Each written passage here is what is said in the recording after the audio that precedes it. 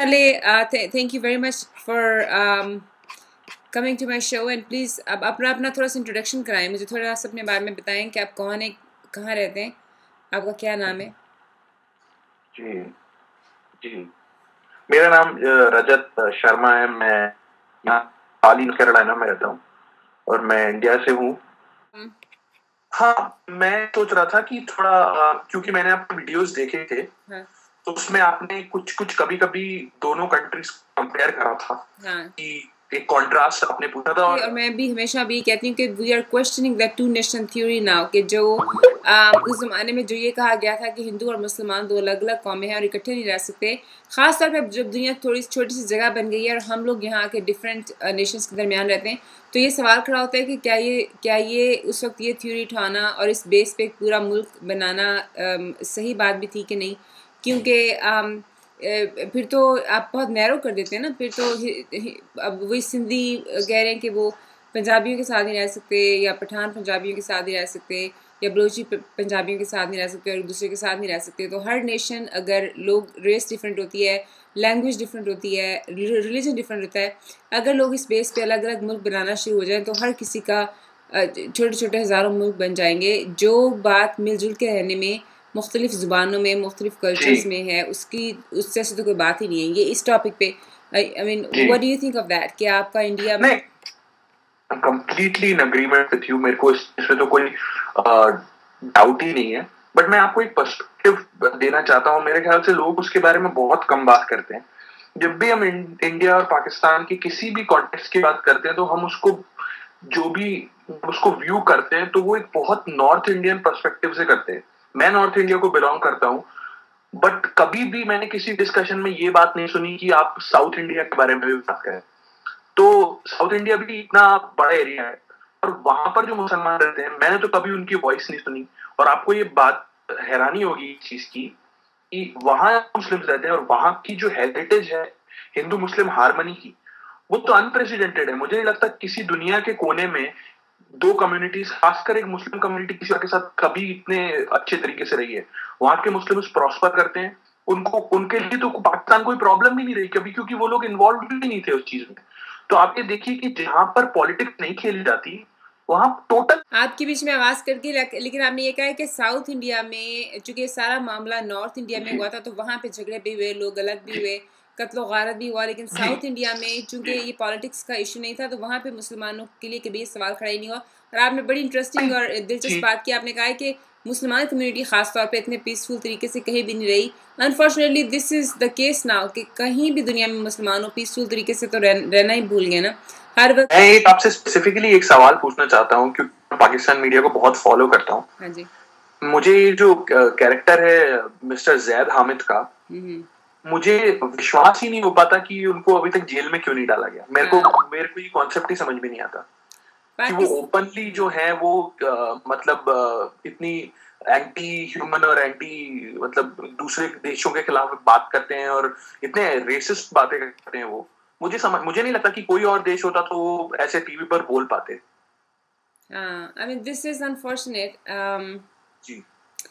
And the thing is कि बात यह है कि पाकिस्तान में ना ये मौलवी जो है ना वो इतने ज़्यादा जो मुल्लाज हैं, इतना ज़्यादा उनका कंट्रोल हो गया है कि सिर्फ यही बात नहीं, आप देख रहे हैं कि जो और भी ये तो इंटरनेशनल लेवल पे, आई मीन नेशनल लेवल पर इंडिया और पाकिस्तान इंडो पाक लेवल पे जो है ना ज़्यादा हमें इनकी बकवास हर कोई सुनता है। लेकिन बात यह है कि जो पाकिस्तान में छोटे छोटे मौलवी जो मस्जिदों में हेटरेट फैला रहे हैं, जो गली मोहल्लों में हेटरेट फैला रहे हैं, उन पर भी कोई कंट्रोल नहीं है, कोई उनको मना नहीं करता। और उसी तरह वो जज्बात को बाहर के ना जज्बात को बाहर के रिलीजन को यूज़ करके तो लोगों की आपस में शिया और सुन्नी के फसादात छोटे छोटे गली मोहल्लों में, गाँव में बहुत ज़्यादा। इस पर भी मैंने एक वीडियो बनाई थी, एक मदरसे के तालिब इल्म आया था, उसने मुझे बताया था कि कैसे मौलवियों ने आपस में एक फ़िरके बने हुए ना उसकी बुनियाद पे एक दूसरे को मरवाया है। तो आपकी बात बिल्कुल ठीक है कि किसी भी सिविलाइज्ड कंट्री में जो जैद हामिद है उसको वो जेल में ही होगा और ही बिलोंग्स देयर, वो जेल में बिलोंग करता है। लेकिन पाकिस्तान में वो खुलेआम फिर रहा था और टीवी पे उसको लेके आते थे। लेकिन पता है ये हेट्रेड बेचा गया है ना, इंडिया के अगेंस्ट हेट्रेड 60 साल से बेचा गया है।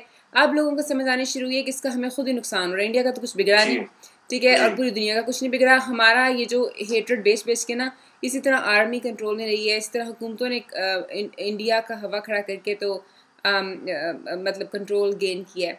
तो ये ज़ैद हामिद था, ज़ैद हामिद ने शोहरत के लिए, या उसको बिल्कुल ही, या तो वो पागल है बिल्कुल, अगर पागल नहीं है तो फिर उसने शोहरत के लिए इस इंडिया को यूज़ किया ना।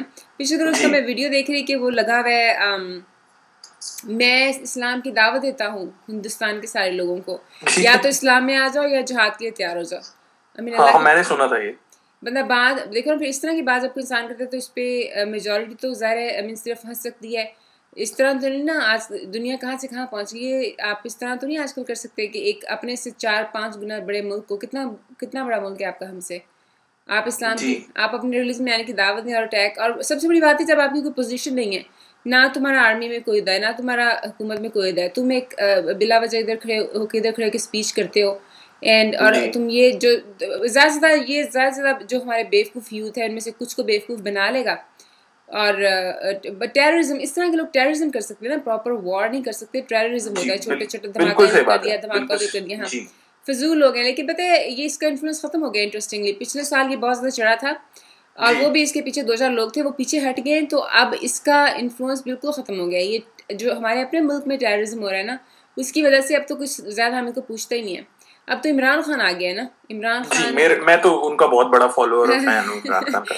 इमरान खान जो है ना, हमें से कुछ लोगों को इसलिए नहीं पसंद कि वो भी बेसिकली थोड़ा सा एक्सेसिवली रिलीजियस बनता है ना। अब एक ज़माने में नहीं था, अब बहुत मुल्ला मेंटालिटी है उसकी भी, तो वो भी ओपनली जो है ना कंडेम नहीं करता टेररिज्म को, टेररिस्ट अटैक को, एक्सेसिव जो इन लोगों का वहाबी रिलीजन है उसको कंडेम नहीं करता, और वो झूठ भी बोलता है। सबसे बुरी बात जो मुझे इमरान खान की लगती है, मैं आपको ये बताती हूँ, ये मुझे ये बुरा नहीं लगता कि सीता वाइट उसकी एक बेटी है, मुझे बुरा ये लगता है कि वो उसको डिनाई करता है। देखो ना किस किस्म का वो ना मर्द है ना।